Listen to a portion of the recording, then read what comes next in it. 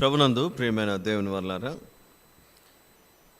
దేవుని యొక్క మహాకృపను బట్టి మరొకసారి మనమంతా ఇక్కడ చేరుకోగలిగాం. అందుకై దేవునికి కృతజ్ఞత స్తుతి స్తోత్రములు చెల్లిస్తూ చేరి వచ్చిన మీ అందరికీ నిజమైన దేవుడు మన రక్షకుడైన యేసుక్రీస్తు ప్రభుల వారి పేరిట నా హృదయపూర్వక వందనములు తెలియజేస్తాను.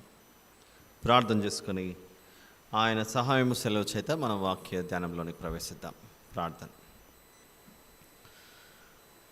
మహాపరిశుద్ధుడైన మా ప్రియ పరలోకపు తండ్రి, మీకే స్తోత్రములు నాయన.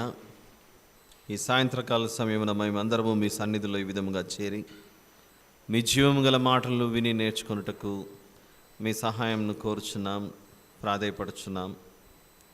మీ పాద సన్నిధికి చేరిన మమ్మను మీరు జ్ఞాపకం చేసుకొని మా జీవితాలకు ఏది అవసరమో మీ విలువైన మాటలను ఆ విధముగా మాకు దయచేయమని ప్రాధేయపడచ్చు. మీ దాసునిగా మీ బిడ్డల మధ్య నిలవబెట్టారు తండ్రి. మీ జీవం గల మాటలను మీ ఉద్దేశానుసారముగా ఉన్నతముగా ప్రకటించుటకు మీ యొక్క ఆత్మ నడిపింపును సహాయమును దయచేయమని ప్రార్థిస్తున్నాను నా ప్రభువా.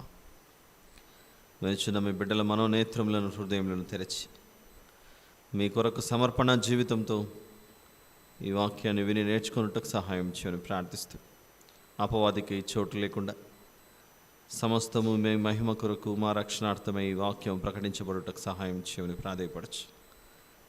మీకే మహిమ ఘనత ప్రభావములు చెల్లిస్తూ మిమ్మల్ని హెచ్చిస్తూ మమ్మల్ని తగ్గించుకుంటూ ఈ కృతజ్ఞత స్తుతి ప్రార్థన మా ప్రభువును ప్రియరక్షకుడైన యేసుక్రీస్తు ప్రభుల వారి పేరిట మీ పవిత్రమైన పాదములకు సమర్పించి వేడుకొంచున్నాను తండ్రి. ఆమేన్.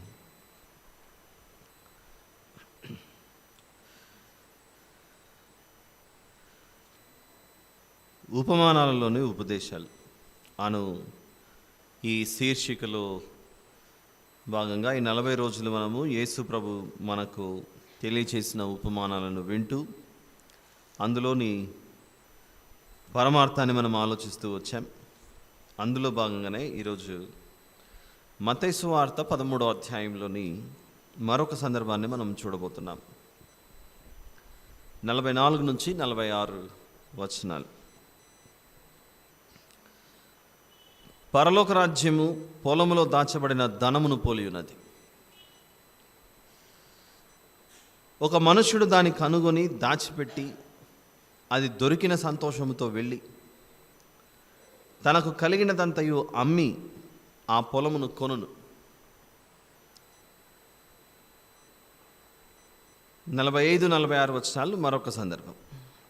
మరియు పరలోక రాజ్యము మంచి ముత్యములను కొన వెదకుచున్న వర్తకుని పోలి ఉన్నది. అతడు అమూల్యమైన యొక్క ముత్యమును కనుగొని పోయి తనకు కలిగినదంతయు అమ్మి దాన్ని కొనును.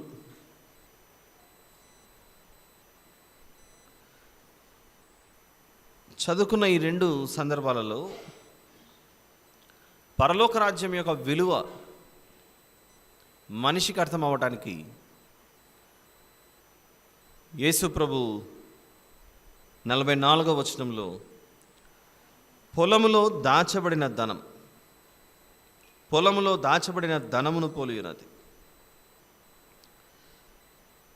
ఒక మనుషుడు దాన్ని కనుగొన్నాడట, దాచిపెట్టి అది దొరికిన సంతోషంతో వెళ్ళి తనకు కలిగినది అంతయు అమ్మి ఆ పొలమును కొన్నాడట. పొలమును కొంటే ఇతనికి ఏవేవి లాభదాయకంగా ఉన్నాయనంటే, ఒకటి పొలము వస్తుంది, ఆ పొలంలో దాచబడిన ధనము వస్తుంది. ఒక వ్యక్తి ఇల్లు కట్టాలని ఒక స్థలం వెతుకుతున్నాడట. ఒక 200 గజాలో 400 గజాల్లో ఏదో స్థలం. అలా వెతుకుతూ పోతూ ఉండగా ఉదయమే తెల్లవారుజామునే లేచి సూర్యోదయం కాకముందే వెతుకుతూ పోతూ ఉంటే ఆ చీకటి ఇంకా సూర్యోదయం పూర్తి కాకముందే స్థలాలు వెతుక్కుంటూ పోతుంటే ఆ వెతుకుతున్న వ్యక్తికి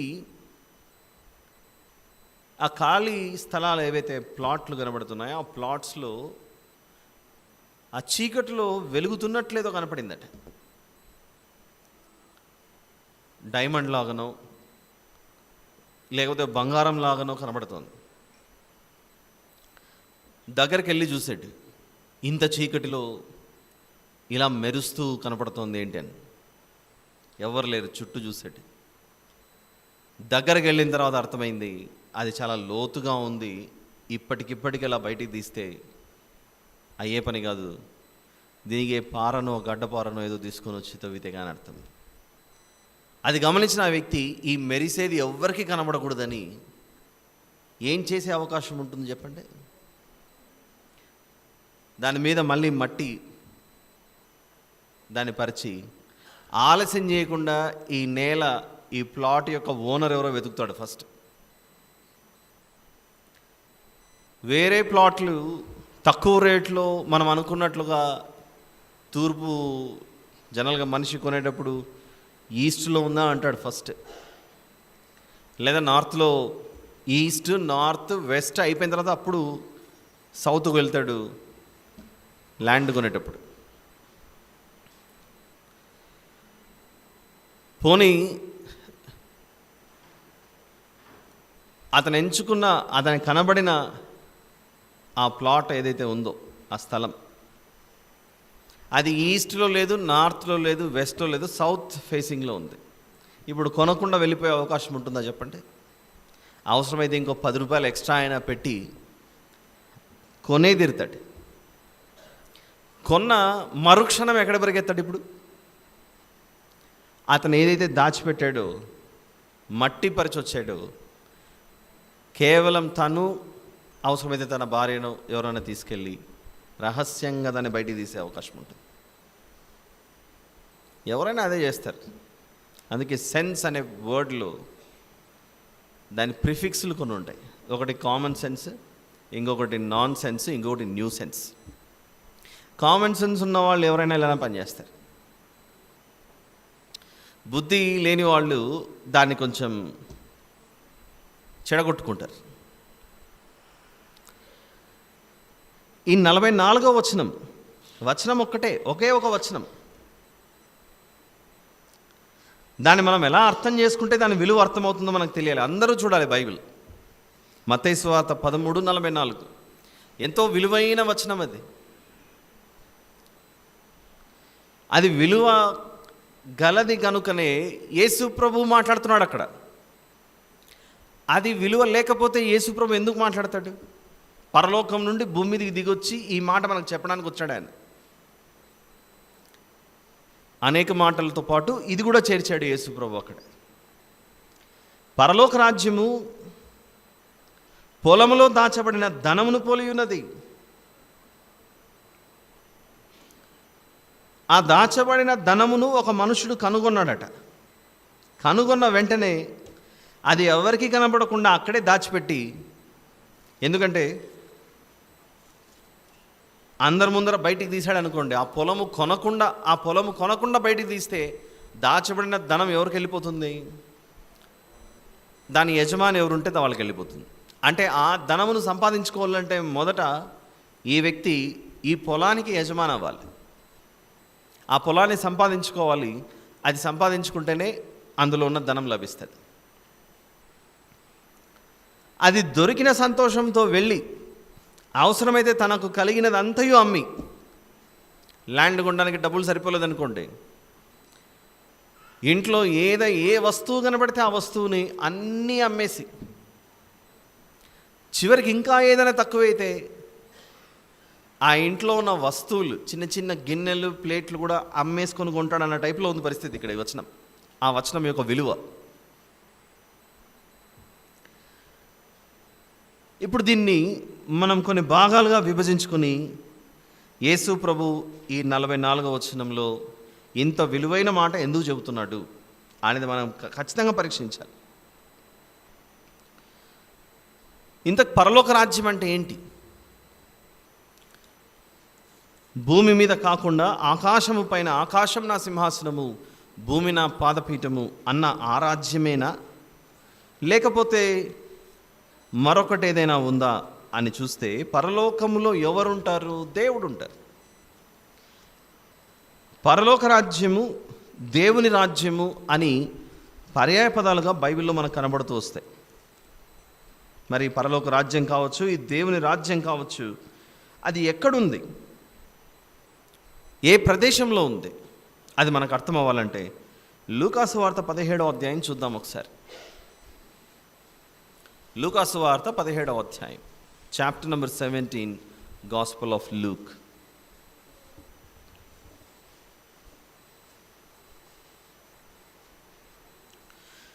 ఇరవై 21 వచనాలు చూద్దాం. 21 వచనాలు చదవండి ఎవరైనా. దేవుని రాజ్యం ఎప్పుడు వచ్చునని పరిసయ్యులు ఆయన అడిగినప్పుడు ఆయన, దేవుని రాజ్యము ప్రత్యక్షముగా రాదు, ఎందుకనగా ఇదిగో దేవుని రాజ్యము మీ మధ్యనే ఉన్నది కనుక, ఇదిగో ఇక్కడనని అదిగో అక్కడనని చెప్ప వీలు పడదని వారికి ఉత్తరం ఇచ్చాను. మన ఆలోచన విధానంలో చేసే పొరపాటు ఏంటంటే, మనకు చనిపోయిన తర్వాత పరలోకం వస్తుంది అనే అభిప్రాయంలో మనం ఉంటాం. ఎంతమంది ఈ అభిప్రాయంలో ఉన్నారు? బ్రతికున్నప్పుడే, ఇక్కడున్నప్పుడే మనం పరలోకాన్ని మనకు లభిస్తుందా?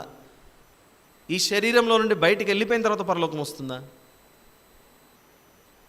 చాలా విచిత్రంగా ఉండొచ్చు ఈ ప్రశ్న. చనిపోయిన తర్వాతనే కదండి పరలోక రాజ్యంలో ప్రవేశించేది అని మనం అనుకుంటాం. కానీ యేసు ప్రభు చెప్పిన మాటలన్నింటినీ బట్టి చూస్తే, పరలోక రాజ్యంలో మనం ప్రవేశించాలంటే ముందు ఇక్కడ ఎంట్రీ టికెట్ తీసుకోవాలి. ఎంట్రీ టికెట్ అంటే అర్థం ఏంటి? నీ పాత జీవితాన్ని విడిచిపెట్టి క్రొత్త జీవితంలోకి అడుగుపెట్టు. మొదట ఆ మెట్టు నువ్వు అడుగుపెట్టు ఫస్ట్. నీ ప్రాచీన స్వభావాన్ని విడిచిపెట్టి భూమి మీద ఉండగానే నేనే మార్గము అని చెప్పాడే యేసు ప్రభు. నేను తప్ప పరలోకానికి వేరే మార్గం లేదని చెప్పాడే.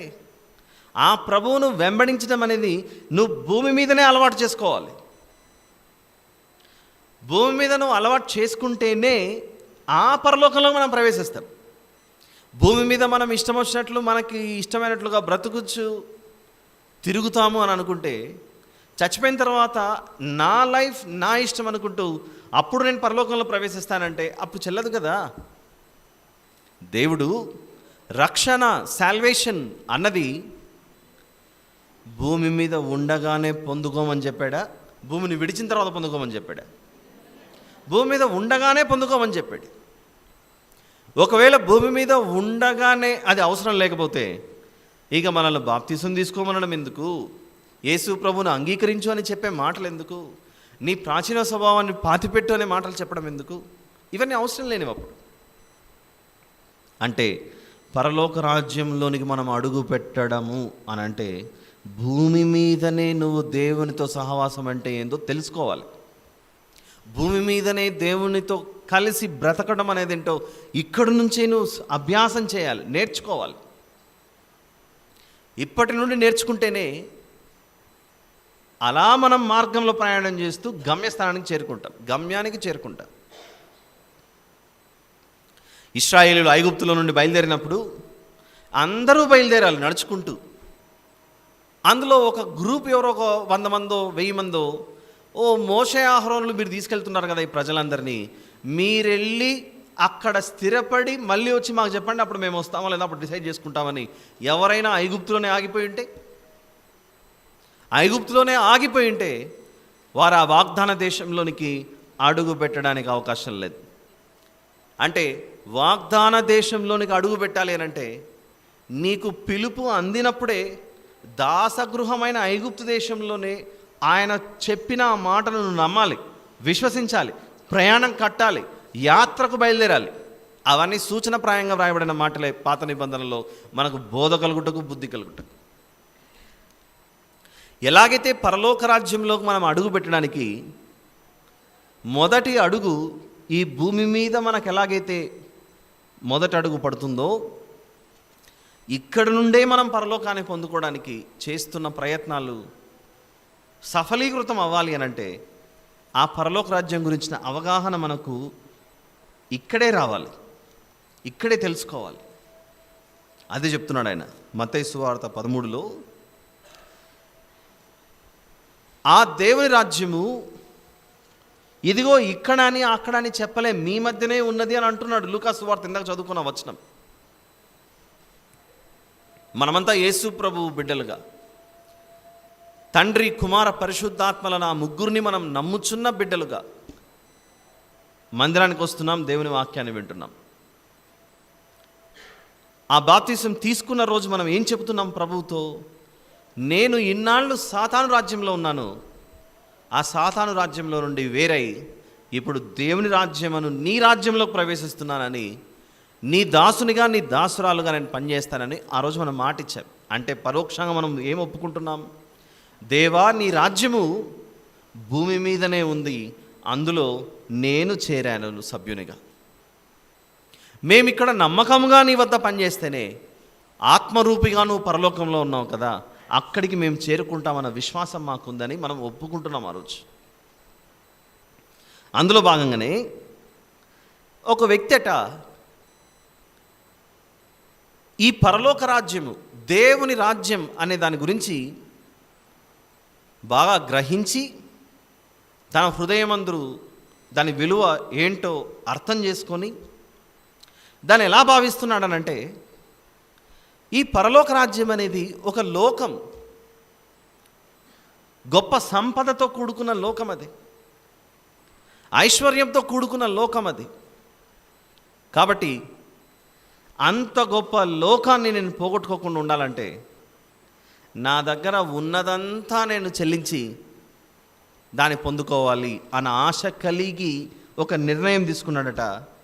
ఇది నాకు దొరికింది, దీనిని మించిన సంతోషం నాకు ఇంకొకటి లేదని భావించి ఉన్నదంతా అమ్మి ఆ పొలంను కొన్నాడట. ఇలా 44వ వచనంలో పరలోక రాజ్యము అనే ఆ పదం ముందు చూసారా? ఎవరైతే నమ్మకముగా జీవిస్తారో చివరి శ్వాస వరకు వారు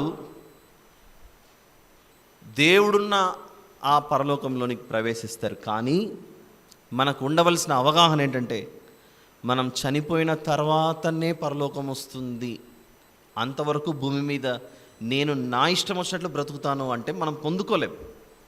ఆ పరలోక రాజ్యములో ఎవరుంటారు? దేవుడు ఉంటాడు. ఆ దేవునికి ఏముంటుంది? ఒక ఇష్టం ఉంటుంది, ఒక చిత్తం ఉంటుంది. అందుకే మనం ప్రార్థన చేస్తాం, ఒక ప్రార్థన మనకు బాగా తెలిసిన ప్రార్థన. ఇదే మత్తయి సువార్తలో 6వ అధ్యాయంలో, ఇదే మత్తయి సువార్త 6వ అధ్యాయంలో 10వ వచనంలోని మధ్యలో ఒక మాట ఉంటుంది, లేకపోతే 9-10 వచనాలు రెండు కలిసి ఉన్నాయి. అవసరాన్ని బట్టి ఆ రెండు సందర్భాలు చదువుకుందాం. మత్తయి సువార్త 6వ అధ్యాయము 9-10 వచనాల్లో ఉన్న సందర్భాన్ని చదువుకుంటున్నాం మనం ఇప్పుడు. పరలోకమందున్న మా తండ్రి, నీ నామము పరిశుద్ధపరచబడుగాక అని చెప్పి ఆ కంటిన్యూయేషన్లో నీ చిత్తము వింటున్నారా అక్కడ? నీ చిత్తము పరలోకమందు నెరవేరుచున్నట్లు భూమి యందును నెరవేరునుగాక. అంటే ఆ మాటలోని అర్థం, నీవు పరలోకంలో ఉన్న ఆత్మరూపిగా అక్కడ అంటూ ఒక నిర్ణయం నువ్వు తీసుకుంటే ఆ నిర్ణయం ప్రకారంగా అక్కడున్న దేవదూతలు నడుచుకుంటున్నారు. నీ చిత్తం ఏదైతే ఉందో అక్కడ నెరవేర్చబడుతుంది పరలోకంలో. నీ ఇష్టం పరలోకంలో ఎలాగైతే నెరవేర్చబడుతుందో భూమి మీద కూడా నీ ఇష్టమే నెరవేర్చబడాలి ప్రభువా అని మనం ప్రార్థన చేయాలట. అప్పుడు ఏమవుతుంది చెప్పండి? పరలోకంలో ఆయన ఇష్టమే, భూమి మీద ఆయన ఇష్టమే జరుగుతుందంటే ఇక భూలోకమే ఎంత పండుగ వాతావరణంతో నిండిపోయి ఉంటుందో ఆలోచించాలి ఒకసారి. అక్కడ ఆయన ఇష్టమే, ఇక్కడ ఆ దేవుని ఇష్టమే. మన దేశంలో ఒక కేంద్ర ప్రభుత్వం ఉంటుంది, ఢిల్లీ నుంచి పరిపాలిస్తుంటారు. దేశవ్యాప్తంగా ఒక నిర్ణయం తీసుకున్నారనుకోండి, అది ఏదో ఒక్క రాష్ట్రానికి సంబంధించినది కాదు. అది దేశవ్యాప్తంగా కొన్ని చట్టాలు చేసినప్పుడు దేశంలో ఉన్న అన్ని ప్రజలకు దాన్ని అమలుపరచాలి. ఇది ఎలాగైతే అన్ని ప్రాంతాలకు అమలుపరచబడాలో ఆ యొక్క ఇష్టం, ఆ యొక్క చిత్తం దేవుడు పరలోకమందు ఒక నిర్ణయం తీసుకుంటే ఆ చిత్తం అన్నది పరలోకంలో నెరవేర్చబడాలి, భూమి మీద కూడా నెరవేర్చబడాలి. మరి పరలోకంలో ఆయన చిత్తాన్ని నెరవేర్చేది ఎవరు? ఆయన వద్ద ఉన్న దేవదూతలు. మరి భూమి మీద ఆయన చిత్తాన్ని నెరవేర్చవలసిన వారెవరు? మనుషులమైన మనం, దేవుని బిడ్డలుగా పిలువబడుతున్న మనం. ఇది మనకు అర్థమైతే పరలోకం యొక్క విలువ భూమి మీద ఉండగానే దానిని ఏదో ఈ జీవితంలో బ్రతికే తాత్కాలికమైన ఆశల కొరకు నీవు పరలోకాన్ని పోగొట్టుకోవాలన్న బుద్ధి లేని జ్ఞానంతో, బుద్ధిహీనతతో పరలోకాన్ని పోగొట్టుకోకూడదు. 12 మంది శిష్యులు. ఈ 12 మంది శిష్యులలో 11 మందికి అర్థమైంది, ఈయనను నేను వెంబడిస్తే నేను గురి వద్దకు చేరుకుంటాను, ఈయనను నేను వెంబడిస్తే చేరుకోవలసిన గమ్యస్థానాన్ని నేను చేరుకుంటాను, ఈయనను వెంబడించడం వలన ఈ లోకంలో నేను అన్నీ పోగొట్టుకోవచ్చేమో, కానీ ఈయన ద్వారా నేను పొందుకునే ఐశ్వర్యము దేనితో కూడా కొలవలేనిది అని 11 మందికి అర్థమైంది. అయితే ఒక్కడు మాత్రము బ్రతికే ఈ చిన్ని జీవితం కొరకు పరలోకాన్నే అమ్మేసుకున్నాడు.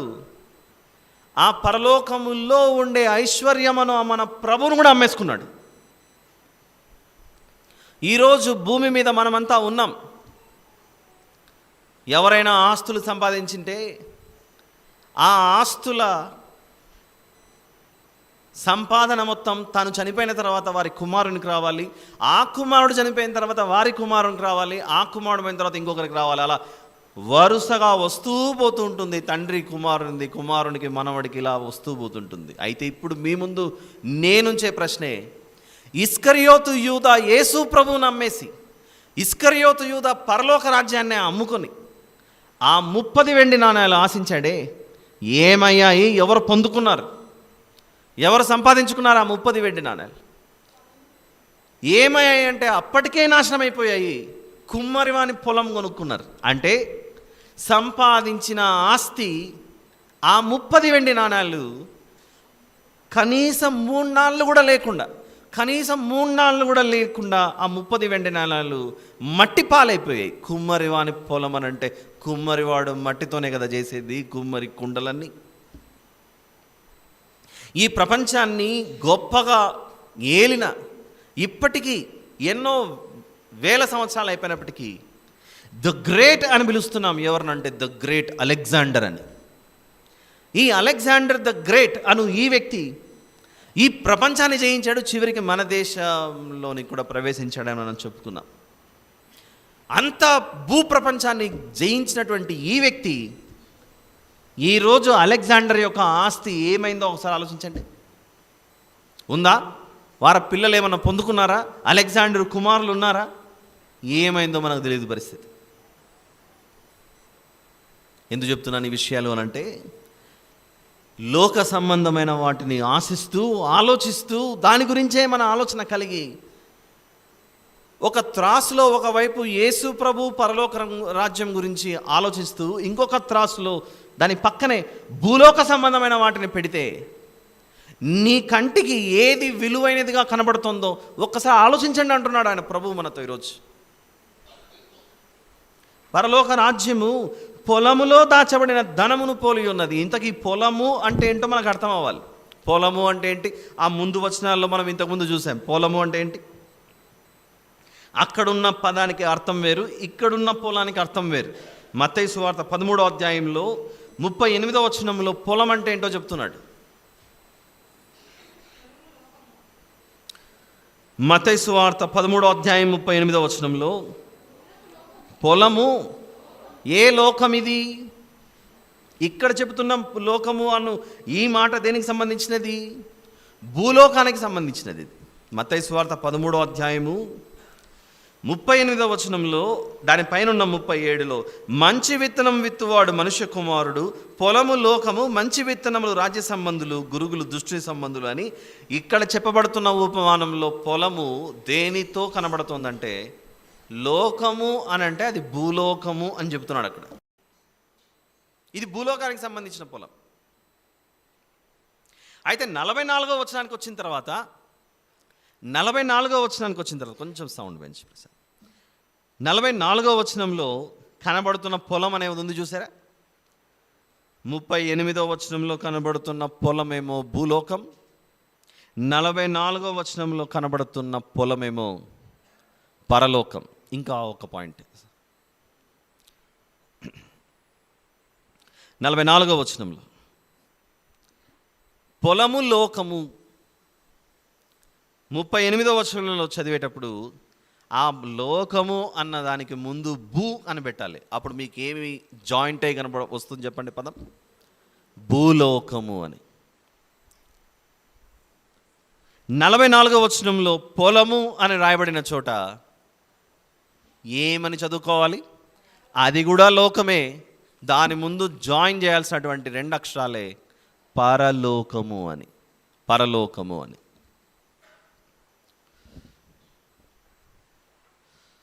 ఒకటేమో భూలోకమను పొలం, మరొకటేమో పరలోకము అను పొలం. 44వ వచనంలో పరలోక రాజ్యము ఒక పొలములో దాచబడిన ధనమును పోలి ఉన్నది. ఈ పొలము 44వ వచనంలో కనబడుతున్న పొలం భూలోకమా పరలోకమా? పరలోకం అన్నది కూడా ఒక పొలముతో పోల్చబడితే అందులో ఒక ధనం దాచబడి ఉందట. దాచబడిన ధనం ఏంటో మనకు తెలియాలి ఇప్పుడు. ఆ దాచబడిన ధనం ఏంటంటే, ఇక ఆలస్యం చేయక ఆ దాచబడిన ధనం గురించి మనము జాగ్రత్తగా పరిశీలిద్దాం. అదే ఎఫెసీ పత్రిక 1వ అధ్యాయం.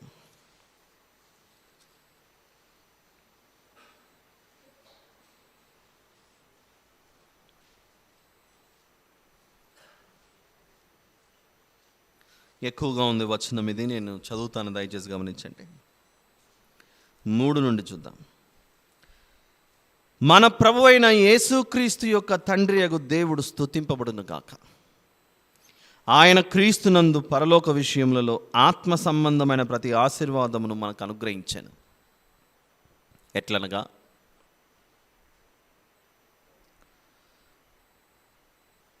ఆయన క్రీస్తునందు పరలోక విషయములలో ఆత్మ సంబంధమైన ప్రతి ఆశీర్వాదమును మనకు అనుగ్రహించను. ఎట్లనగా తన ప్రియుని యందు తాను ఉచితముగా మనకు అనుగ్రహించిన తన కృపా మహిమకు కీర్తి కలుగునట్లు తన చిత్త ప్రకారమైన దయా సంకల్పము చొప్పున యేసు క్రీస్తు ద్వారా తనకు కుమారులనుగా స్వీకరించుటకై మనలను ముందుగా తన కోసం నిర్ణయించుకుని మనము తన ఎదుట పరిశుద్ధులమును నిర్దోషులమునై ఉండవలనని జగత్తు పునాది వేయబడక మునిపే ప్రేమ చేత ఆయన క్రీస్తులో మనల్ని ఏర్పరచుకున్నాను. దీనితో పాటు 7వ వచనం కూడా చదివితే, దేవుని కృపా మహదైశ్వర్యమును బట్టి ఆ ప్రియుని యందు ఆయన రక్తం వలన మనకు విమోచనము, అనగా మన అపరాధములకు క్షమాపణ మనకు కలిగి ఉన్నది. కృపా మహాదైశ్వర్యము అని మాట్లాడుతున్నాడు. ఇది ఒక ఐశ్వర్యం.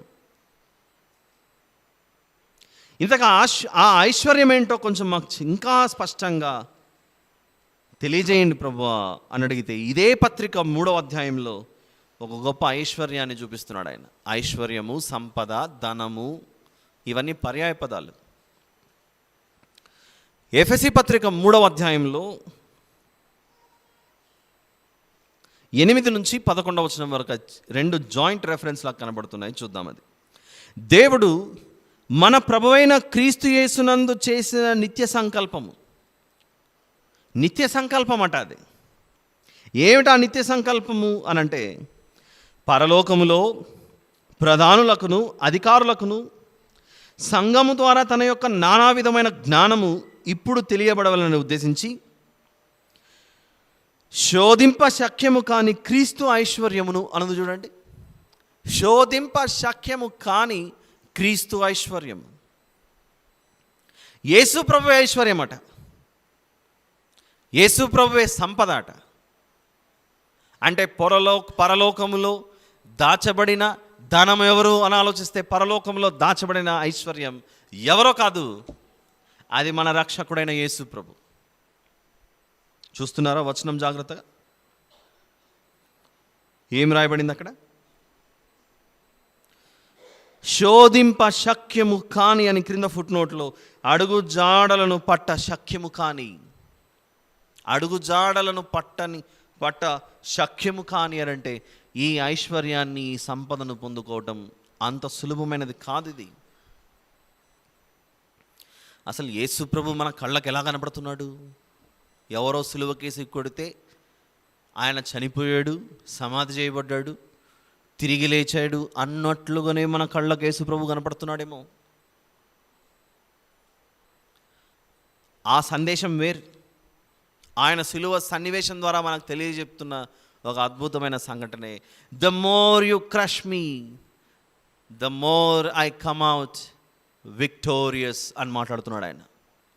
నువ్వు మీరు నన్ను క్రిందికి తొక్కివేయాలని ఆలోచించిన, ఊర్ధ్వలోకమంతా, సముద్రం అగాధమంతా లోపలికి నన్ను మీరు పంపించి వేసిన, నేను ఈ భూమి మీద ఉండకూడదని నా చేతులకు మేకులు కొట్టిన, కాళ్లకు మేకులు కొట్టిన, తలకు ముళ్ళ కిరీటం పెట్టిన, ఎవరు దొరలించలేనంతగా రాయిని మూసి దానిని బండకు ముద్ర వేసి మీరు నన్ను బంధించిన, నేనంటే మీకు అర్థం అవ్వాలి, నేను ఒక జీవజలపు ఊట అన్న విషయం. ఊటను ఎవరు ఆపలేరు. ఎంతమంది వచ్చి దానిని అడ్డుకున్నా కూడా ఆ ఊట ఆగదది. మనుషులు అనుకున్నారు ఈయనని అణిచివేద్దామని, మనుషులు అనుకున్నారు ఈయనకి ఇంకా భవిష్యత్తు లేదు, ఈ సిలువ కేసు కొట్టి చంపేద్దామని ఆలోచించారు. కానీ ఆ జీవజలపు ఊట ఎంతమంది ఆపినా, ఎవరేమి చేసినా, నువ్వు ఎంత బలమైన ముద్ర వేసినా ఇది ఆగదు. ఇది అందనంత ఎత్తైన కొండ మీదకి వెళ్ళి కూర్చుంటుంది. అదే ఆయన పునరుత్థానుడై తిరిగి లేచి పరలోకమందు నివాసం ఉంటున్నాడు ఆయన ఈరోజు. పరలోకమందు దాచబడిన ధనం ఎవరో కాదు, మన రక్షకుడైన యేసు ప్రభు. పరలోకం అన్నది ఒక పొలం అయితే, ఆ పొలము నుండి దిగి వచ్చిన సంపద ఆయనే. చూద్దాం ఆ మాట. యేసు ప్రభు ఎప్పుడైనా మన కళ్ళకు ఆయన ఒక ఐశ్వర్యంగా కానీ, ఆయన ఒక సంపదగా కానీ, వెలకట్టలేని విలువైన వ్యక్తిగా కానీ అది మన కళ్ళకు కనబడుతున్నాడా? ఆయన గురించి మనం ఆలోచిస్తే మనకు కనపడ్డా ఆయన అలా. ఇన్నాళ్ళు యేసు ప్రభుని నమ్ముకుంటే నాకేదో జబ్బు వెళ్ళిపోతుంది, యేసు ప్రభుని నమ్ముకుంటే నాకు ఉద్యోగం వస్తుంది, యేసు ప్రభుని నమ్ముకుంటే నేను పరీక్షల్లో పాస్ అవుతాను, అలా పరిచయం చేసిందే ఈ లోకం, అలా పరిచయం చేసింది. కానీ ప్రభువును పరిచయం చేయాల్సిన విధానమే వేరు. నాయన, ఈ రోగం వచ్చి నువ్వు చచ్చిపోయినా శరీరము కేవలం నిష్ప్రయోజనం, ఆత్మయే జీవింప చేయుచున్నది, కాబట్టి నీ ఆత్మను ప్రభువునందు భద్రం చేసుకో అని స్వరమెత్తి గళమెత్తి చెప్పాల్సినటువంటి పని ప్రతి క్రైస్తవునికి ఉంది. ఎందరు బ్రతికారు? మొదటి మనిషి ఏమైనా ఆదాము గారు బ్రతికారా భూమి మీద ఇప్పటి వరకు? లేదు. స్త్రీలలో మొదటి స్త్రీ అయిన హవ్వమ్మ గారు ఇప్పటికీ బ్రతికే ఉన్నారా? లేరుగా. ఏ మనిషి అయినా ఈ శరీరమును ఒకరోజు విడిచి వెళ్ళాల్సిందే. మనం ఎంత ఏడ్చినా ఏమి చేసినా ప్రభు పిలిస్తేనే ఆ శరీరము శవముగా మారినది కదులుతుందేమో, కానీ మనుషులు డోలు డొప్ప పెట్టి వాయించి ఎంత చేసినా కూడా అది పలకదు. ఇంకా చూడండి, కొలసీ పత్రిక 2వ అధ్యాయం, కొలసీ పత్రిక 2వ అధ్యాయం 3వ వచనాన్ని చూద్దాం. 3వ వచనం, బుద్ధి జ్ఞానముల సర్వ సంపదలు ఆయన యందే గుప్తములై ఉన్నవి. బుద్ధి జ్ఞానముల సర్వ సంపదలు ఆయన యందే గుప్తములై ఉన్నవి. ఆయనను వెంబడిస్తే మనం ఐశ్వర్యవంతులం అవుతామన్న ఆలోచన మనకుందా? లేకపోతే నేటికి ఇస్కరియోతు యూదా వలనే ఇంకా ఆలోచిస్తున్నామా? ఎలీషా గారి వద్ద ఉన్న గెహాజీ వలె మనం ఆలోచిస్తున్నామా? ఎందుకు ఈ విషయాలు చెబుతున్నాను? కొందరికి భూమి మీద జరిగే సంఘటనలను బట్టి కొందరు దేవుణ్ణి వెంటనే దూరం చేసుకుంటూ ఉంటారు. కొందరికి బాగా తాగుడు అలవాటు ఉండి మానేశాడు అనుకోండి, ఎవరో వచ్చి కొంచెం అలా ప్రోత్సహించగానే మళ్ళీ పడిపోయి ఉంటాడు. అంటే నీకు దేవుని కంటే ఆ చిన్ని మందు సీసా అంత ఎక్కువగా కనపడుతుందా? మరికొందరికి శరీర కోరికలు తీర్చుకునే ఆశలు, దీని కొరకు చెడు సహవాసం చేస్తున్నటువంటి వ్యక్తిలో యేసు ప్రభువును అంగీకరించిన తర్వాత మార్పు జరిగిన తర్వాత మళ్ళీ ఎవరొచ్చో శోధించారు, మళ్ళీ పడ్డాడు ఆ యొక్క శోధనలు. అసలు బైబిల్లో మనకు దేవుడు పాత నిబంధన క్రొత్త నిబంధన అని 2 నిబంధనలు ఎందుకు ఇచ్చారనుకుంటున్నారు? మనుషులు పాత నిబంధనను బట్టి తప్పు చేస్తే పాపము అన్న స్థితిలో ఉండిపోయింది వారి మనస్సు. క్రొత్త నిబంధనకు వచ్చిన తర్వాత తప్పు చేస్తే పాపి కాదు, నువ్వు తప్పు చేయాలన్న ఆలోచన చేస్తేనే నువ్వు పాపి అన్నాడు. పాత నిబంధనకు క్రొత్త నిబంధనకు ఉన్న వ్యత్యాసం, నేనేమీ తప్పు చెయ్యలేదు కాబట్టి నేను పాపిని కాదు అన్న అభిప్రాయంలో పాత నిబంధన కనబడుతుంటే,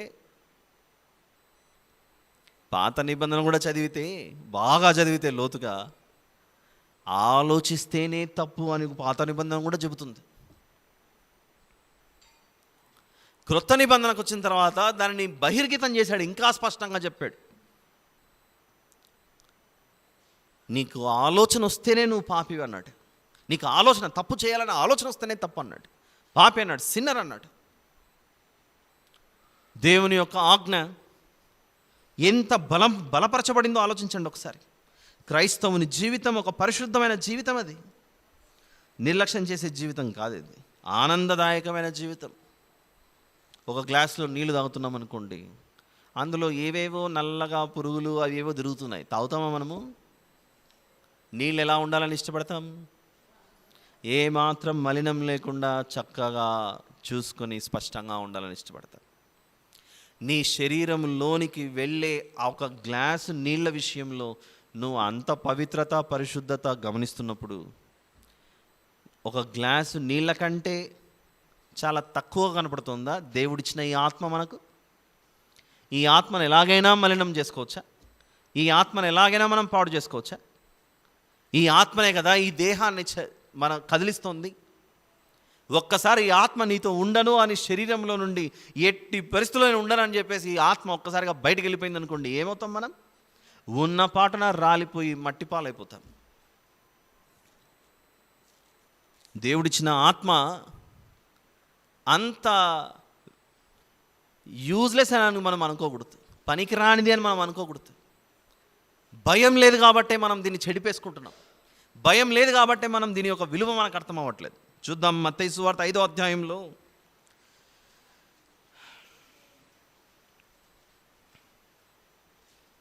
21-22 వచనాలలో పాత నిబంధనలో ఉన్న ఆ ఆజ్ఞలను యేసు ప్రభు ఇంకా ఎంత బలోపేతం చేస్తున్నాడు ఆలోచించండి ఒకసారి. బలహీనపరచలేదు క్రొత్త నిబంధన, పాత నిబంధనను ఇంకా బలపరిచింది క్రొత్త నిబంధన. ఇంకా దాని యొక్క పర్ఫెక్షన్లోకి తీసుకొచ్చాడు, సంపూర్ణతలోకి తీసుకొచ్చాడు. 21 నుంచి చూద్దాం. నరహత్య చేయవద్దు, నరహత్య చేయువాడు విమర్శకు లోనగునని పూర్వీకులతో చెప్పబడిన మాట మీరు విన్నారు కదా. పూర్వీకులతో దేవుడు నరహత్య చేయొద్దని చెప్పాడు కదా, తెలుసు కదా మీకు అందరికీ అంటున్నాడు యేసుప్రభు. అయితే ఇప్పుడు నేను మీతో చెప్పినది ఏమనగా, నరహత్య సంగతి పక్కన పెట్టు, అసలు నువ్వు కోపపడితేనే, నీ సహోదరుని మీద కోపం చేసుకుంటేనే నేను నిన్ను జడ్జిమెంట్కి పిలుస్తాను అంటున్నాడు. నువ్వు ఎందుకు కోపం చేసుకున్నావు నీ సహోదరుని మీద? నీ సహోదరుని చూచి యూజ్లెస్ ఫెలో అంటున్నామా మనం? వ్యర్థుడా అంటే అదే కదా, పనికిరాని వాడా అనే కదా మాట అది. కోపపడు ప్రతివాడు విమర్శకు లోనగును, తన సహోదరుని చూచి వ్యర్థుడా అని చెప్పేవాడు మహాసభకు లోనగును, ద్రోహి అని చెప్పువాడు నరకాగ్నికి లోనగును. ఆజ్ఞ ఇంకెంత బలపరచాడు చూడండి, ఎంత స్ట్రాంగ్ అయిందో క్రొత్త నిబంధన. 27వ వచనం, వ్యభిచారము చేయవద్దని చెప్పబడిన మాట మీరు విన్నారు కదా. నేను మీతో చెప్పున్నదేమనగా, ఒక స్త్రీని మోహపు చూపుతో చూచు ప్రతివాడు అప్పుడే తన హృదయమందు ఆమెతో వ్యభిచారం చేసిన వాడగును. నువ్వు ఆలోచిస్తేనే, ఆలోచన వస్తేనే నువ్వు తప్పు చేసిన వాడవు అంటున్నాడు. అంటే దేవుడు మనలో ఎంత పరిశుద్ధతను కోరుకుంటున్నాడో ఆలోచించండి ఒకసారి. చూద్దాం మత్తయి సువార్త 13 ఈరోజు మన ఉపమానం. పొలము అంటే ఏంటి? 44వ వచనంలో కనబడుతున్న పొలం ఏంటి? పరలోకం. ఆ పరలోకంలో దాచబడిన ధనం ఎవరు? లేదా ధనమేది? యేసు ప్రభు. ఆయన ధనవంతుడై ఉండి మన మధ్యలోకి ఎలా వచ్చాడు? దారిద్ర్యం అనుభవించుకుంటూ వచ్చినట్లుగా వచ్చాడు. మనలను ధనవంతులుగా చేయుటకు ఆయన ఆ దారిద్ర్యంలోనికి ప్రవేశించాడు. ఒక అడుగు కాదు కదా, 1 ఇంచు స్థలం సంపాదించుకోలేదు. చివరికి చనిపోయిన తర్వాత తనకంటూ సొంత సమాధి కూడా లేకుండా వేరే వాళ్ళు తొలిపించుకున్న సమాధిలో ఆయనను పరుండబెడితే ఆ తర్వాత 3వ దినాన మళ్ళీ తిరిగి లేచాడు. వద్దు ఈ సమాధి, అది నీదే, నువ్వే తీసుకొని ఇచ్చేసి వెళ్ళిపోయాడు.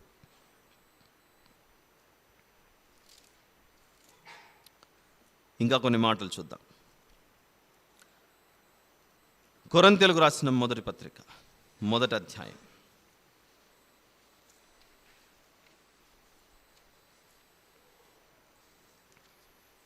కొరింథీయులకు రాసిన మొదటి పత్రిక 1వ అధ్యాయం 5-6 వచనాలు చూద్దాం. 5-6 వచనాలు. క్రీస్తును గూర్చిన సాక్ష్యం మీలో స్థిరపరచబడినందున ఆయన యందు మీరు ప్రతి విషయములోను, అనగా సమస్త ఉపదేశములోను సమస్త జ్ఞానములోను ఐశ్వర్యవంతులైతిరి. సమస్త జ్ఞానములోను ఐశ్వర్యవంతులైతిరి. మనల్ని ఐశ్వర్యవంతులుగా మారుస్తున్నాడు ఆయన. జ్ఞానం ఉన్నవాడు ఆ ఐశ్వర్యాన్ని పొందుకొని ఇది నాది, నేను ఎలాగైనా పోగొట్టుకోకూడదు దీన్ని అని జాగ్రత్త పడతాడట. ఈ సత్యం, ఈ నిజం ఎరిగిన ఒక భక్తుడు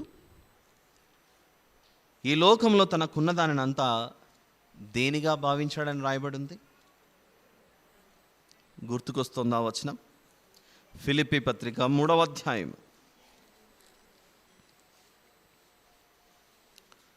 ఫిలిప్పీ పత్రిక 3వ అధ్యాయం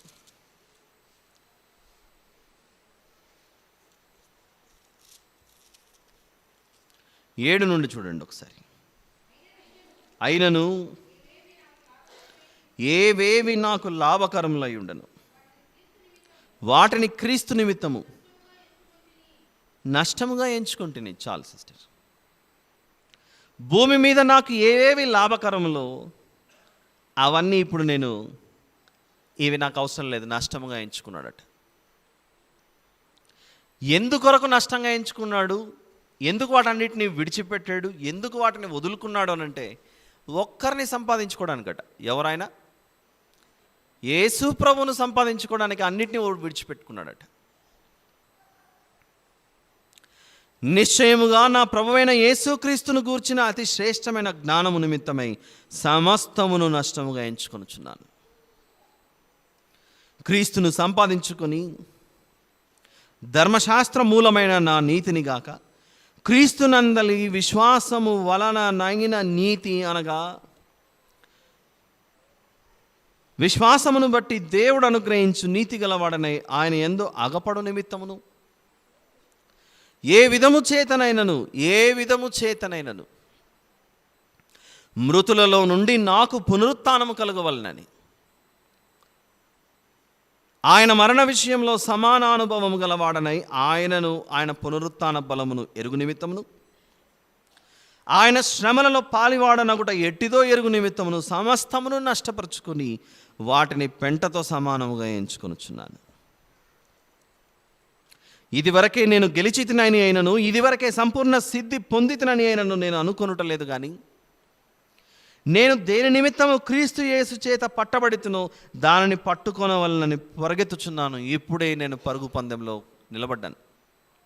సహోదరులారా, నేను ఇదివరకే పట్టుకొని ఉన్నానని తలంచుకొనను. అయితే ఒకటి చేయుచున్నాను, వెనుక ఉన్నవి మరచి ముందున్న వాటి కొరకై వేగిరపడుచు క్రీస్తు యేసు నందు, చూడండి ఆ మాట 14వ వచనం, క్రీస్తు యేసునందు దేవుని ఉన్నతమైన పిలుపునకు కలుగు బహుమానం, దాచబడిన ధనం పొందుకోవాలనని గురి యొద్దకే పరిగెత్తుచున్నాను. ప్రభువును తెలుసుకోకపోతే ఇదిగో నా పరిస్థితి అగమ్య గోచరంగా మారుతుంది. ఆయనే నా ఐశ్వర్యం, ఆయనే నా సంపద. ఆయన లేకుండా నాకు భవిష్యత్తు లేదు. ఇప్పుడు నేను జీవిస్తున్నది నా కొరకు కాదు, నాలోనున్న ప్రభువు కొరకే నేను జీవిస్తున్నాను అని గొప్ప నిర్ణయం తీసుకుని బ్రతుకుతున్నాడు. చూడండి పౌలు గారు. యేసు ప్రభు ఎలాగైతే సిలువ కేసి కొట్టబడ్డాడో ఆయన శరీరం, నేను కూడా నా జీవితాన్ని ఆ సిలువ కేసి కొట్టేశాను. ఇప్పుడు వద్దు, నాకు జీవించేది నేను అని మాట్లాడుతున్నాడు, నేను కాదు, యేసు ప్రభు.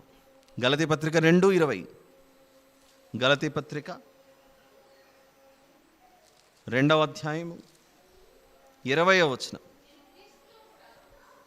నేను క్రీస్తుతో కూడా సిలువ వేయబడి ఉన్నాను, ఇకను జీవించువాడను నేను కాను,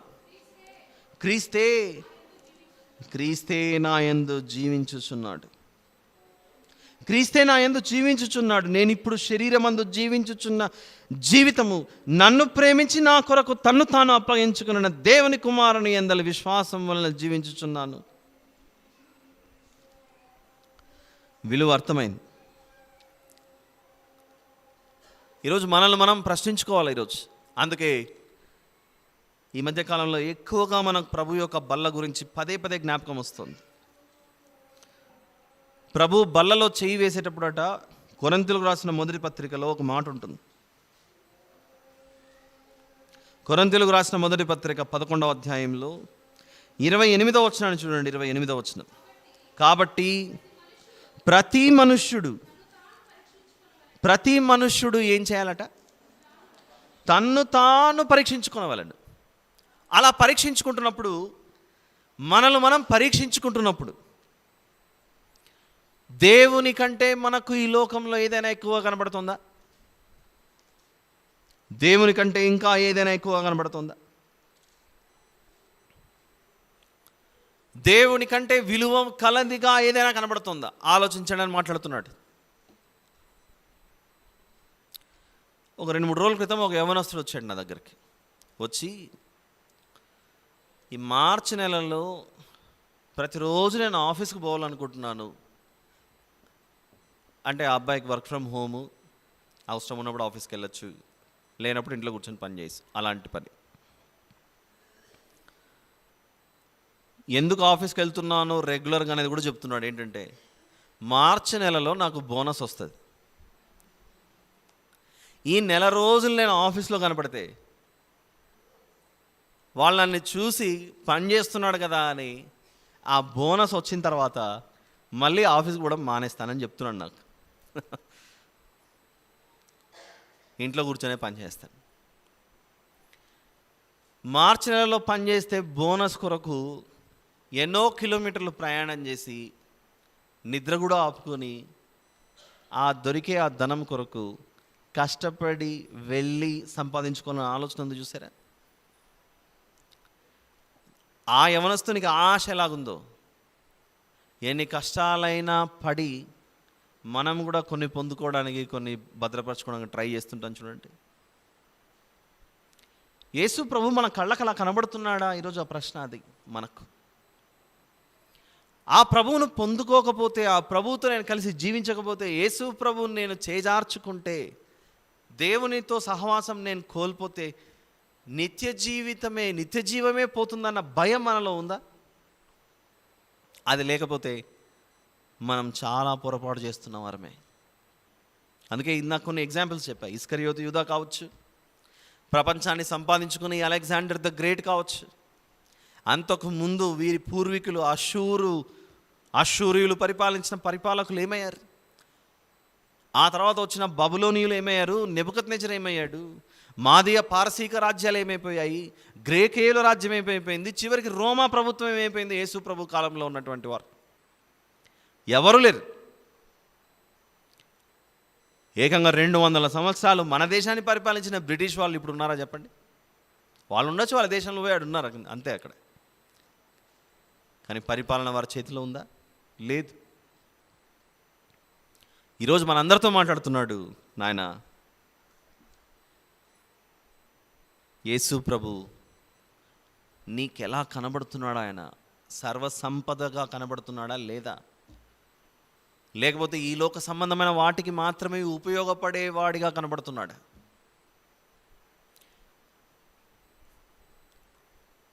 ఈ శరీరంలో కొందరికి అప్పుడప్పుడు చేతులు కాళ్ళు తెగిపోతుంటాయి యాక్సిడెంట్ల వల్ల. అప్పుడు హాస్పిటల్కి వెళ్తే వాళ్ళు ఏదో ప్లాస్టిక్ చెయ్యో లేకపోతే ఇంకొకటో చెయ్యో ఆర్టిఫిషియల్తో ఒకటి పెట్టి అతికించి ఏదో మేనేజ్ చేస్తుంటారు. అయితే ఈ శరీరంలో నుంచి వెళ్ళిపోయే ఆత్మను ఎవరు అతికించలేరు. అది అతుక్కోదు కూడా. అయ్యో వెళ్ళిపోతుంది దుప్పటికి కప్పి మళ్ళీ ఆత్మను పట్టుకొని వచ్చి లోపల పెడదామని అన్నా కూడా అది మన కంటికి కనపడదు. అది ఇదే చెబుతూ అక్కడ ఉన్నటువంటి యూదులకందరికీ, ఇశ్రాయేలీయులందరికీ చెబుతున్నాడు, పరలోక రాజ్యం అంటే ఏదో కాదు, పైనుండి దిగి వచ్చిన సంపద నేనే ఆ మెస్సియను, మీరు అంగీకరిస్తే మీరు బాగుపడతారని చెప్తున్నాడు ఆ ఉపమానంలో. అక్కడ మత్తయి సువార్త 13లో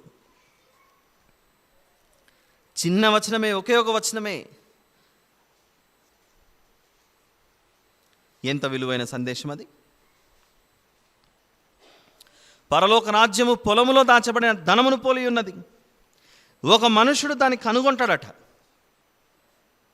కళ్ళెదురుగా రక్షకుడు కనబడుతున్నా దాన్ని కనుక్కోలేకపోయారు. సూచనలు ఎన్నో చూపించాడు ఆయన, ఎన్నో చూపించాడు. కళ్ళు లేని వారికి కళ్ళు ఇచ్చాడు, మూగవారికి నోరు ఇచ్చాడు, చెవులు లేని వారికి చెవినిచ్చాడు, కుంటి వారికి కాళ్ళని ఇచ్చాడు, చనిపోయిన వారిని లేపాడు, ఎన్నో పరిశుద్ధమైన మాటలు మాట్లాడుతున్నాడు.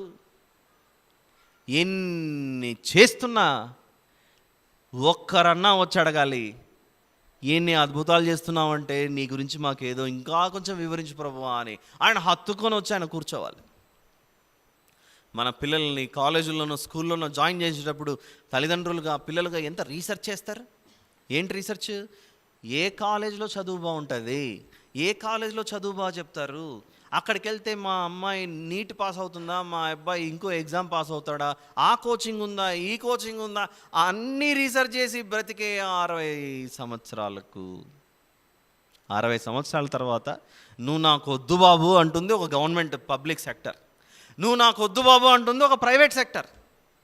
ప్రభుత్వము ప్రైవేటే అంటుంది. ఇక అయిపోయింది. నువ్వు ఎంత బలంగా నువ్వు నాకు కనబడినా నా దృష్టిలో, నేను నిన్ను సర్టిఫై చేస్తున్నా, యూ హ్యావ్ టు రిటైర్. నువ్వు రిటైర్ అయిపోయా, నాకు వద్దు అని బలవంతంగా మనల్ని వద్దన్నా కూడా ఆఫీస్లోకి రానివ్వరు. ఆ చైర్ వేరే వాళ్ళకి అలోకేట్ చేసి పెట్టేసింటారు, అలాట్ చేసి పెట్టేసింటారు. లేదు ఇది నాదే, నేను 30, 40, 20 సంవత్సరాలుగా దాంట్లో మీద కూర్చున్నాను, అది నాదే అవసరం, అయిపోయింది బాబు, నీకు ఏదో కొంచెం ప్రాబ్లం ఉన్నట్లుంది, ఈ చైర్ కాదు కావాల్సింది, నీకు వీల్ చైర్ కావాలని చెప్పి వీల్ చైర్లో మూసుకొని వెళ్తారు. ఎక్కడికి? ఏదో మతి స్థిమితం దెబ్బతినింది, ఇంకా వస్తున్నాడు ఆఫీస్. కానీ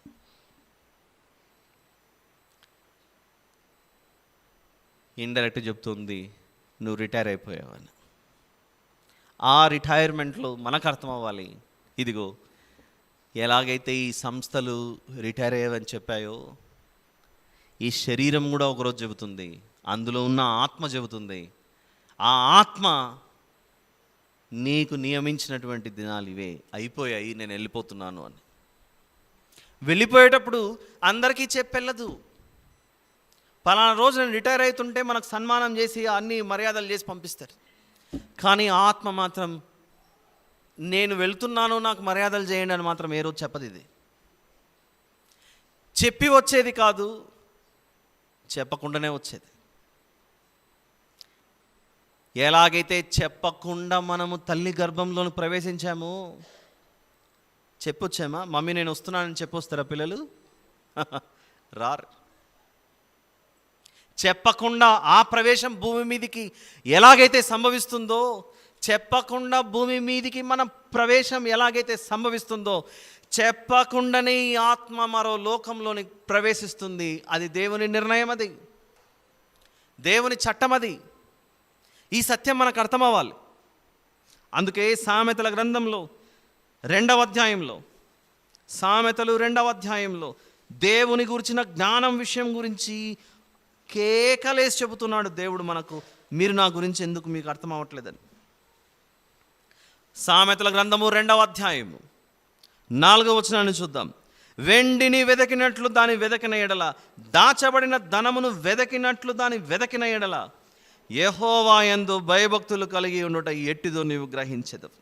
దేవుని గురించిన విజ్ఞానము నీకు లభించును. వెండిని వెదకినట్టు దాన్ని వెదకాలట. దాచబడిన ధనమేంటో వెదకినట్లు దాన్ని వెదకాలట. పక్కనే 3వ అధ్యాయం, పేజీ తిప్పాల్సిన పని కూడా లేదు, కష్టపడాల్సిన అవసరం లేదు. ఆ 3వ అధ్యాయంలో 14వ వచనం చూడండి, ఇంకా ఎంత బాగుంటుందో. వెండి సంపాదించుట కంటే జ్ఞానము సంపాదించుట మేలు, అపరంజి సంపాదించుట కంటే జ్ఞానలాభము నొందుట మేలు. ఇంకా ముందుకెళ్తే 8వ అధ్యాయంలో 10వ వచనము 11వ వచనాన్ని చూద్దాం. వెండికి ఆశపడక నా ఉపదేశము అంగీకరించుడి, మేలిమి బంగారు నాశింపక తెలివి నొందుడి. మీరు నమ్ముతారో నమ్మరో, నాకు కూడా దేవుడు 2 పిల్లల్ని ఇచ్చాడు, ఒక కూతురు ఒక కొడుకు. చాలామంది చూశారు ఇక్కడ. నా భార్య తర్వాత వారి ఇంటి వారు, మిగిలిన వారందరూ చెవులు ఎప్పుడు గుట్టిస్తావు అని నా వెంటబడ్డారు. ఇప్పటికి నా బిడ్డ యొక్క వయసు 8 సంవత్సరాలు. ఆ అమ్మాయి నెలల బిడ్డగా ఉన్నప్పుడే ఒకసారి బంగారు షాపుకు తీసుకెళ్ళా, కుట్టిద్దామని ఆ కడ్డీ కూడా కొన్నాను. తీరా అతను వచ్చి చెవు దగ్గర పెట్టేటప్పుడు పక్కన ఒక వయసులో పెద్ద ఆవిడ, ఏం నాయన ఇంకా నెలల బిడ్డలాగుంది, ఇప్పుడే చెవులు కుట్టాల్సిన అవసరమా అనేసరికి ఆ పసికందు గుచ్చితే రక్తం వస్తుందేమో అని ఆవిడ చెప్పిన దాన్ని బట్టి పాపను కొన్న బంగారు కడ్డీని 2 తీసుకొని ఇంటికి తిరిగి వచ్చా. సరే అయిపోయింది. తర్వాత మళ్ళీ ఒక 2-3 ఏళ్ళైన తర్వాత మా ఆవిడ వాళ్ళ అమ్మోళ్ళ ఇంటికి వెళ్ళింది. అక్కడికి ఎక్కడికో తీసుకెళ్లారు, అదేంతో గన్ షాట్ ఏదో. తీరా అక్కడికి పోయిన తర్వాత ఆ గన్ షాట్ వేసే వ్యక్తి లేడట అందుబాటులో. 2వసారి కూడా మిస్ అయింది అలా. ఇంకా ఆ తర్వాత 3వసారి మిస్ అవ్వకూడదని నాకెందుకో వీళ్ళు ఇది దేవుని చిత్తం కాదేమో, ఎందుకో ఎన్నిసార్లు అవుతుంది, ఏంటి విషయం అని ఆలోచిస్తుంటే, కళ్ళిచ్చాడు, నోరిచ్చాడు, ముక్కిచ్చాడు, ఇంత అందంగా ప్రతి మనిషిని దేవుడు చేసినప్పుడు నిజంగానే కమ్మలు అవసరమై ఉంటే ప్రతి మనిషికి దేవుడి చెవులకు రంధ్రాలు చేసి ఇచ్చేవాడు కదా స్త్రీకి, అమ్మాయికి. నిజంగానే దేవుడు ఈ కమ్మలు పెట్టుకోవాలన్నది అనేది దేవుని చిత్తం అయి ఉంటే, ఇంత సొగసుగా ఎంత అందంగా ముద్దు ముచ్చటగా పురుషులను స్త్రీలను చేసిన దేవుడు అక్కడ నీకు చెవికి రంధ్రం అవసరం అనుకుంటే ఆయన పెట్టేవాడు కదా, ఆయన ఇచ్చేవాడు కదా. అందుకే ఇక వద్దులే చెవులు కుట్టించడం అనేసి ఆలోచించి, నీ శరీరమును నువ్వు కోసుకోకూడదు, నీ శరీరం నువ్వు పొడుచుకోకూడదు, ఇవన్నీ మనకు కాండాలలో కనబడతాయి. సరే ఇలానే విడిచిపెడదామని చెప్పేసి వదిలేశాను. ఇంకా దాన్ని వదిలేసిన తర్వాత వాళ్ళు ఇంకా పట్టుబడ్డారు. సరే అని ఒక వచనం చూపించాను. ఏంటి ఆ వచనం అనంటే, సామెతల గ్రంథము 16వ అధ్యాయం,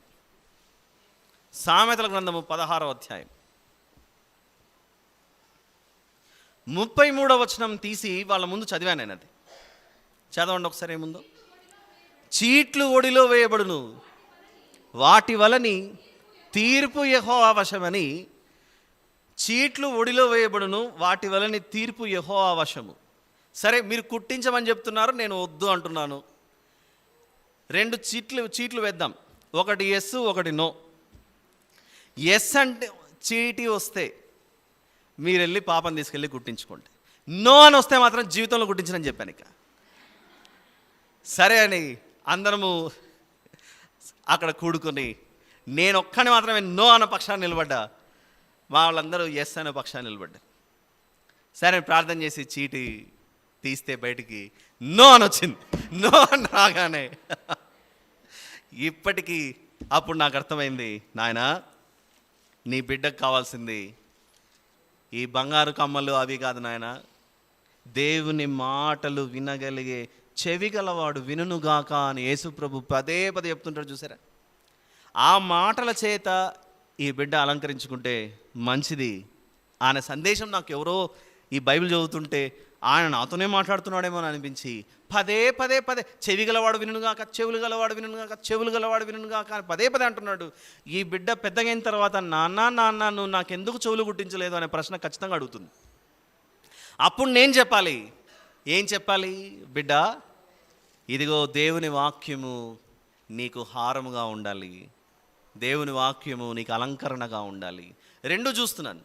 ఏ రెండు? చెవులు కుట్టించుకున్న వాళ్ళు మా ఇంట్లో ఉన్నారు, చెవులు కుట్టించుకోనని నా బిడ్డ కూడా ఉంది. వీళ్ళిద్దరు నేను గమనిస్తుంటే ఏ డ్రెస్ వేసుకుంటే ఆ కమ్మ ఎక్కడుందో అని ఎతుకుతున్నారు. ఆ కమ్మ ఎక్కడుందో వెతుక్కుంటూ కూర్చుంటే చర్చకు 5 నిమిషాలు లేట్ అవుతుంది రావడానికి. అది కూడా ఏ డిజైన్ పెట్టుకోవాలి, ఏది పెట్టుకోవాలని ఆలోచించుకుంటూ పోతే చివరికి నిర్గమకాండంలో అహరోను గారికి బంగారు పోగులను చెవుల్లోన కమ్మల్ని ఇస్తేనే ఆయన దూడ చేశాడు. ఇవన్నీ ఆలోచిస్తే పెద్ద నష్టమే జరిగింది కానీ పెద్ద లాభం ఏం జరగలేదు. ఆపేంటి ప్రస్తుతానికి చెవులు లేదేం లేదు, పక్కన పెట్టండి అని చెప్పేసి ఆపేశాను అక్కడ. మీరు గుట్టించుకున్నారు, మీరు పెట్టుకోవద్దని నేను అనట్లేదు, దయచేసి నన్ను క్షమించండి. మిమ్మల్ని ఏమనట్లేదు. ఐఎమ్ టాకింగ్ అబౌట్ ఇక్కడ ఏముందంటే 8వ అధ్యాయము సామెతల గ్రంథము 10-11. మిమ్మల్ని ఏమనట్లేదు మహాశైవులారా, సభకు నమస్కారం. ఈ మాటలు చూస్తుంటే ఈ మాటలు ఈవెన్ ముక్కు పొడగ పెట్టుకునే వాళ్ళు కూడా ఉన్నారు మా ఇంట్లో. వాక్యం లేకుండా ఉన్న వారిని దేవుడు ఏమన్నాడంటే పంది ముక్కున ఉన్న ముక్కు పొడకలాగానే అనేటువంటి మాట ఉపయోగిస్తాడు. దేవుని యొక్క జ్ఞానం లేకుండా ఎన్ని ముక్కు పొడకలు పెట్టుకుంటే ఏంటి, ఎన్ని చెవులకు పెట్టుకుంటే ఏంటి. ఈ మధ్యకాలంలో అమ్మాయిలే కాదు, అబ్బాయిలు పురుషులు కూడా పెట్టుకొని తిరుగుతున్నారు. ఏంటనంటే అవి వేసుకుంటే నాకు వాల్యూ పెరుగుతుందని. కానీ 10వ వచనం వాక్యం చెప్తుంది ఇక్కడ, వెండికి ఆశపడక. బ్రదర్, వెండికి ఆశపడక అంటే బంగారంగా ఆశపడచ్చా అని మళ్ళీ అట్లా బుద్ధిహీనంగా ఆలోచించకూడదు అక్కడ కింద. అందుకే అన్నాడు అక్కడ, వెండికి ఆశపడక నా ఉపదేశం అంగీకరించుడి, మేలిమి బంగారు నాశింపక తెలివినందుడి. మేలిమి బంగారు నాశింపక తెలివినందుడి, జ్ఞానము ముత్యముల కన్నా శ్రేష్టమైనది అని చెప్పిన ప్రభువే సొలొమోను కంటే గొప్పవాడు మీ మధ్య ఉన్నాడని చెప్తున్నాడు వాళ్ళకి కొత్త నిబంధనలో. సొలొమోను కంటే గొప్పవాడు మీ మధ్యలో ఉన్నాడు అని చెప్తున్న వారికి ప్రభు యొక్క జ్ఞానం అర్థం అవ్వలేదు, ప్రభు యొక్క గొప్పతనం. అందుకే మొదట దేవుని వాక్యాన్ని నేర్చుకో, ఆ తర్వాత అవన్నీ నీకు ఇవ్వబడతాయి. నీవు మొదట ఆయన రాజ్యము, ఆయన నీతిని వెతుకు, ఆ తర్వాత మిగిలినవన్నీ అనుగ్రహం ఇవ్వబడతాయి. ఆ తర్వాత ఇప్పుడు మరి మీ బిడ్డను అట్లే వదిలేస్తారా అని మీకు డౌట్ రావచ్చు. ఇప్పటికి అది ఉండొచ్చు. పెద్దగా అయిన తర్వాత ఆ అమ్మాయి ఏ నిర్ణయం తీసుకుంటే అట్లా వదిలేయాలనుకున్నాను. బట్ నేను చెప్పాల్సిన వారని చెప్పేస్తాను. అమ్మ, ఇంత గొప్ప శరీరాన్ని ఇచ్చిన దేవుడు నీకు నిజంగానే చెవులకు రంధ్రాలు కావాలంటే దేవుడు చేసి ఇచ్చి పంపించేవాడు కదా. నువ్వు గుచ్చుకొని పొడుచుకొని రక్తం తెచ్చుకోవడం ఎందుకు? నీ రక్తాన్ని నేను చూడలేను బిడ్డ, యేసుప్రభు నీ కొరకు రక్తం కార్చాడు బిడ్డ అని చెప్పి విడిచిపెట్టాలనుకున్నాను. అయితే ఈరోజు మనం నేర్చుకున్న వాక్యంలో ఇప్పుడు ఏం చేయమంటారు బ్రదర్? యేసుప్రభుని పొందుకోవాలంటే అన్నీ పోగొట్టుకోవాలంటే ఆయన ఇంకొక మాట అనేసి ముగిస్తున్నాడు. ముగించుకుందాం, 8:35 అయింది టైం. ఖచ్చితంగా ఇంకో 5 నిమిషాల్లో ముగించేస్తాను. లూకాసు వార్త 14వ అధ్యాయం. లూకాసు వార్త 14.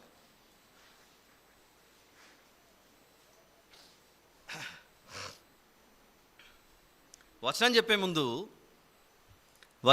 ముందు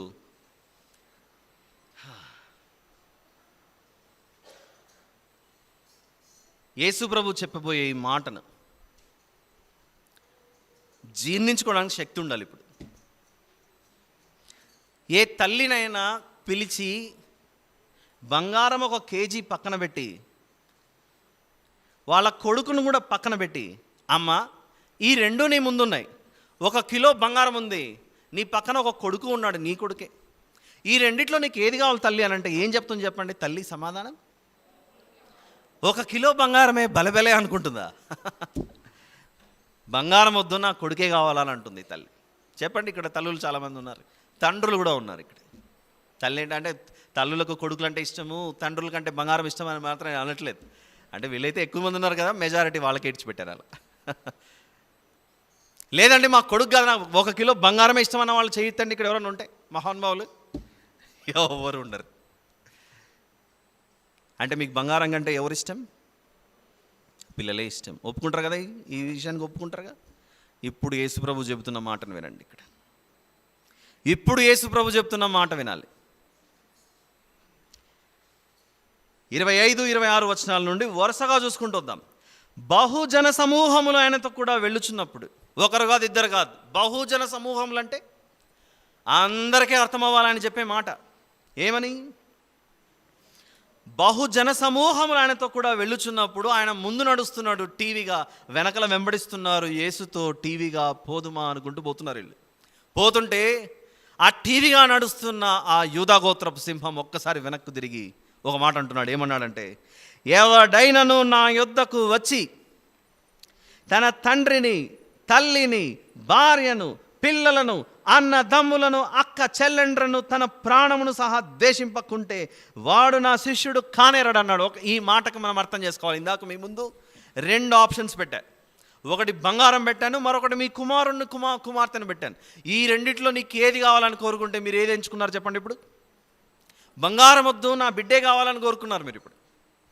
ఇప్పుడు బంగారాన్ని తీసి పక్కన పడేసి ఇప్పుడు మీ కొడుకు లేదా మీ కూతురు పక్క నుండి ఒకవైపు యేసు ప్రభు ఉంటే ఇప్పుడు నువ్వు ఏది నిర్ణయం తీసుకుంటావు ఆలోచించి ఒకసారి అంటున్నాడు ఇక్కడ. నీకు యేసు ప్రభు కావాలా, నువ్వు కన్న కొడుకు కావాలా? నీకు యేసు ప్రభు కావాలా, నీ కన్న కూతురు కావాలా? యేసు ప్రభు కావాలా, నిన్ను కనిపెంచిన తల్లిదండ్రులు కావాలా అన్నప్పుడు నీ చాయిస్ ఏమవుతుంది ఈరోజు? What is your choice today? Is your God greater than your son? Is your God greater than your daughter? నీ దేవుడు రక్షకుడైన యేసు ప్రభు నీకు సంబంధించిన వారందరికంటే ఎక్కువ కనబడుతున్నాడా? ఆలోచించి ఒకసారి. అంతగా నీ హృదయంలో ఆయన నిండుకొని ఉన్నాడా? లేకపోతే మాత్రం యూ హ్యావ్ గాన్, నువ్వు వెళ్ళిపోయావు ఆయన దగ్గర నుంచి. మనమేమి ప్రభువుని వెంబడిస్తున్నాం, మా ఇంట్లో పిల్లలకు భోజనం చేసి పెడుతున్నాం, 2 ఉన్నాయి కదా, బాగుంది అనుకోవచ్చు. కానీ ఒక రోజు నిర్ణయం మన జీవితాల్లోకి వస్తే ఆ ప్రభువు పలికిన మాట చూడండి ఏమంటున్నాడు. యేసు ప్రభు యొక్క 12 మంది శిష్యులు, ఇస్కరియోతు యూదా కాకుండా మరో వ్యక్తి ఎన్నుకోబడిన ఆ వ్యక్తి గురించి అందరినీ కలిపి 12 మంది, తర్వాత అపోస్తలుడైన పౌలు గారు సమస్తాన్ని నష్టపరుచుకున్నారట. ఆయన పునరుత్థానుడై పేతురుని పిలిచి, పేతురు గారిని, పేతురును నన్ను ప్రేమిస్తున్నావా, అయితే నా గొర్రెలను మేపు.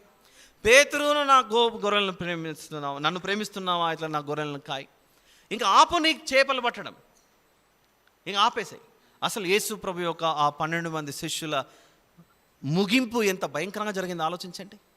వారు తీసుకున్న త్యాగం, నిర్ణయం, ఏమైనా సరే మా బ్రతుకు ప్రభుతో ఉంటే చాలా నిర్ణయం తీసుకున్నారు. మొన్న ఒక ముస్లిం సహోదరుడు నాకు ఫోన్ చేసి మాట్లాడుతున్నాడు. నేను యేసు ప్రభుని నమ్ముకున్నానండి. మా నారాయణగూడ సంఘానికి వచ్చి ఆ రోజు మాట్లాడి వెళ్ళిపోయాడు అతను. మా ఇంట్లో ఎవ్వరూ తెలుసుకోలేదు. ఈరోజు మా ఇంట్లో వాళ్ళందరూ, మా బంధువులందరితో కలిసి, ఇక్కడే హైదరాబాద్ వ్యక్తే, నన్ను ఏదో విధంగా చంపాలని ప్లాన్ చేస్తున్నారండి, దాని గురించి ప్రార్థన చేయండి అని అడిగాడు ఒక ముస్లిం సోదరుడు.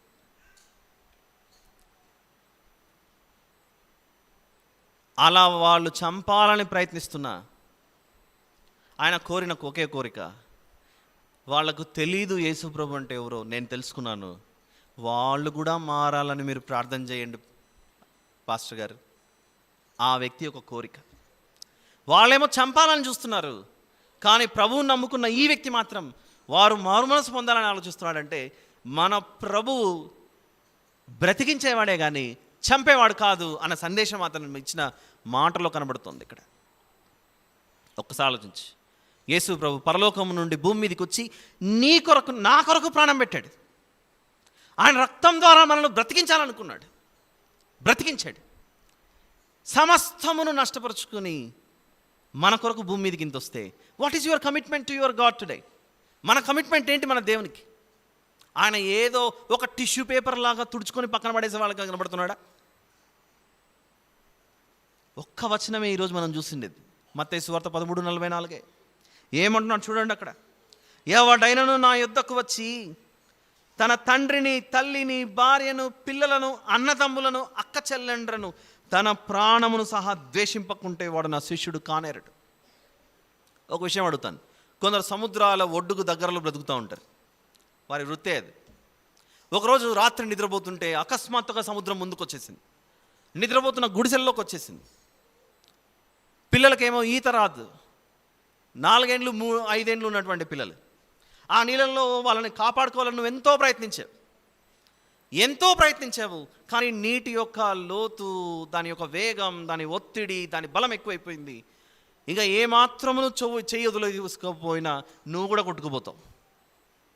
ఇలాంటి టైంలో మన నిర్ణయం ఏమవుతుంది చెప్పండి? బిడ్డే కదా, వదులుకుందామా, కలిసి వెళ్ళిపోదామా ఆ బిడ్డతో పాటు నీళ్ళల్లోనికి? చెప్పలేం. చాలా కఠినమైన ప్రశ్నలు ఇవి.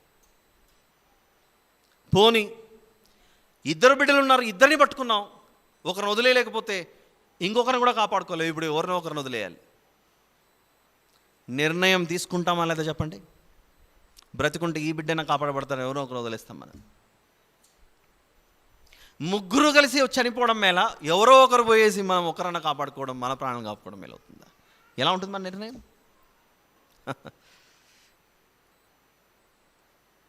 ఈరోజు ప్రభు ఇదిగో ఇదే అడుగుతున్నాడు.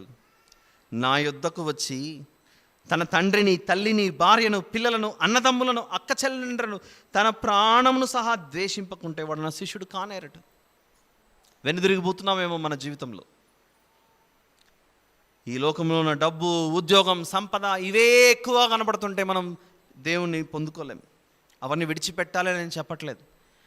మన హృదయంలో అన్నిటికంటే ప్రాధాన్యత ఎవరికిచ్చాం?